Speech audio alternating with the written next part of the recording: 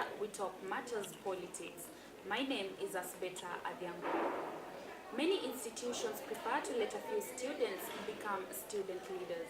What are the qualifications required for these student leaders?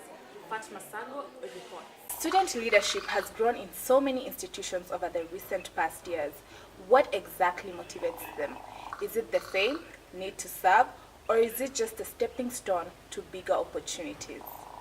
Some of them want to serve, some of them do it for fame, because now everyone in the whole school knows you and you have respect and people will stop you to say hi. Others do it, I'm forgetting the third.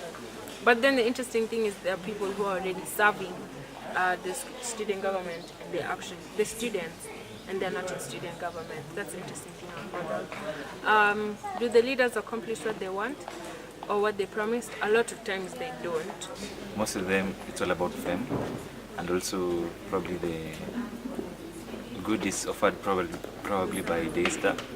In my opinion, I think most of them are just training to be politicians. They don't want to prove anything, but just want to be in power.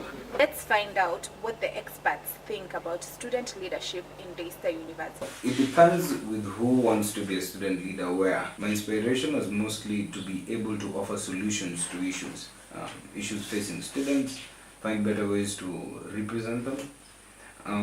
I don't know, I can't talk on behalf of other people who do this, but I have learned over a duration of time that there is that understanding that it might lead to something else, like leadership in the country in the future, which I also look up to. It's a way to gain experience towards getting that done. To other people, especially my counterparts in public universities who I've met in the last 2 years, some of them believe it's a chance to make a living out of becoming a student leader. Society plays a big role in helping identify the purpose of a leader. So before we even blame a leader for being there or for acting in a certain manner, the biggest question we should ask ourselves is how does society behave towards bringing that leader up?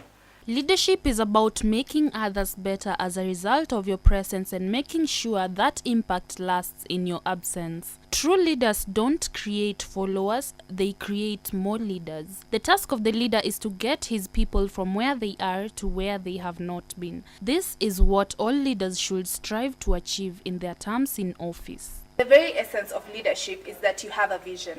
You articulate clearly and forcefully on every occasion. My name is Fatma Sago, reporting for The Real Deal Show. I had an interview with one Nancy Washeke who got to tell us her journey as a student leader. Welcome, ladies and gentlemen, to another segment of the Politics episode. And today we have with us Nancy Washeke, who has been a leader at the DUSA, Daystar University Students Association Committee. And welcome, Nancy. How has your term been? It has been good.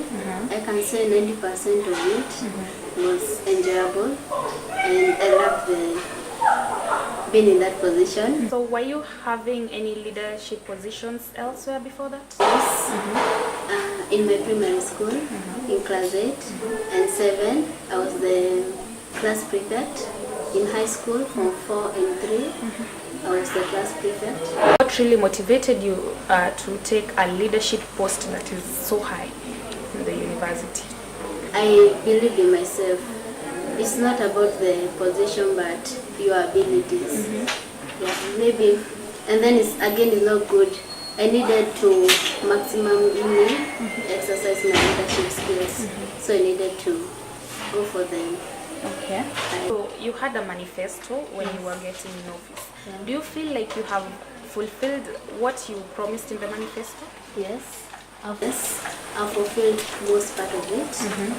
The ones that I was unable to fulfill is because it didn't depend on me only. It also depended on the student. You know, you were the one who was supposed to gear the fulfilling of the manifesto. But sometimes when you need the students, like what I'm talking about is inviting students to come and join the school committees. I wanted to form school committees so that the president of each committee will be the one who is sharing student issues to their dean and HOD, and then I can work with the school presidents and vice chairs and treasurers within my docket. Cool. Okay, so can you rate your fame before and after being in DUSA? Personally, my personality, I don't like to be Known? no, not known. I like to be known, but not out there. And but I can say it has increased. People know me. It's that you went to DUSA so that you could get the fame, maybe? No, that's why the question was so hard for me to answer. I'm not a fame person. I like being working and not showing off. Yeah, I'm not a showing off kind of person. Yeah. So, when you get into DUSA, most leaders, when they get into DUSA, we no longer get their manifestos. We cannot find their manifestos totally. So why would that happen? Yeah, but I've had mine in WhatsApp. If anybody wanted my manifesto, please just send it to them. I actually have mine too. Are you really sorry for not fulfilling the promises you made in your manifesto? I don't feel bad because whatever I wanted to do, it involved the student, it involved the administration. No, if the student didn't turn out to come and occupy these committees, I think I did my part. You did your part, but you were supposed to force the part that is missing out right now. Okay, I talked to the students, I asked them, even I went to personal individuals, please come and be part of this committee, and I told them the importance. I went to the deans and the HODs, they approved it. But now the problem came with finding students not to fill those gaps, those positions. Can I maybe say that you are not vocal enough? Because I would say that most students maybe didn't get the chance to participate in whatever you wanted. I used all the channels of communication that are mostly used in Eastern. I used email. I sent so many emails. I sent WhatsApp messages. I used my committee to communicate to the students.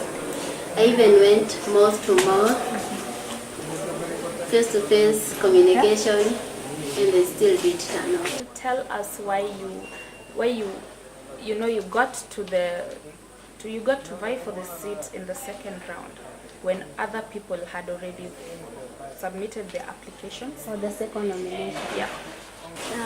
I wanted a confirmation that this was it. So you were not sure about it? I had not confirmed. Yeah. Okay. Thank you so much for showing up for the interview. Thank you for having me. Step by step, day by day, growing stronger along the way. Blue Band gives them the energy to grow. Blue Band gives you so much energy. Every day brings something new. There's so much to see and do. Blue Band gives them the energy to grow. Blue Band gives you so much energy. Every mother wants her children to grow healthy and strong. Blue Band is packed with essential vitamins to help give them the energy they need to succeed. Blue Band gives them the energy to grow. Give them Blue Band, the energy to grow. And on to our hyperlocal segments. I encourage you guys to keep on sending your reports.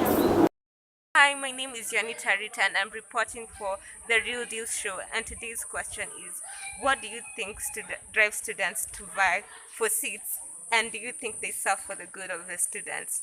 I'm here with Wangari and she can tell us. What do you think drives students to vie for seats, and do you think they serve for the good of the students?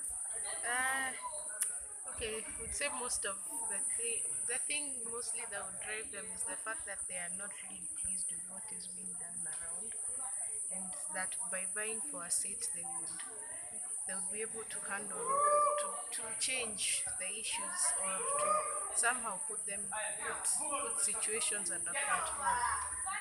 Mostly of the things that are affecting students and the things that they do not like. Yeah. Thank you.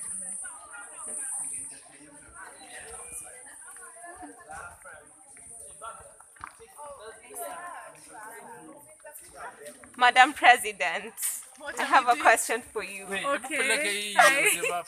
Please. We all, just because our cameras are different does not mean they are less one. So, what do you think drives students to vie for seats? And do you think Sits in politics? yes, Or school in the bus? politics? Joke was funny, so funny in my head. Yes, and do you think they serve for the good of the students? I think a number of things drive people to vie for office. Of course, for some people it's personal ambition, for others it's a love of public service. But most people, I can't speak for everyone, but I know it's never just one reason also. It's maybe 70% you want to serve, but 30% it's also really good for your personal growth. Yeah. For others it might be 70%, it look good on my CV, 10% I'll serve. So yeah, I think it's a number of reasons. Thank you. What way is this going? I don't know. Okay. That was Karwitha.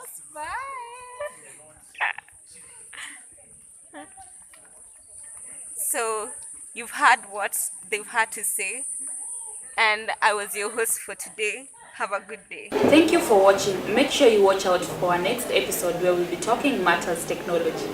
Remember, a quote by Brainy Works: a leader is one who knows the way, goes the way, and shows the way. My name is Asbeta Adhiambo.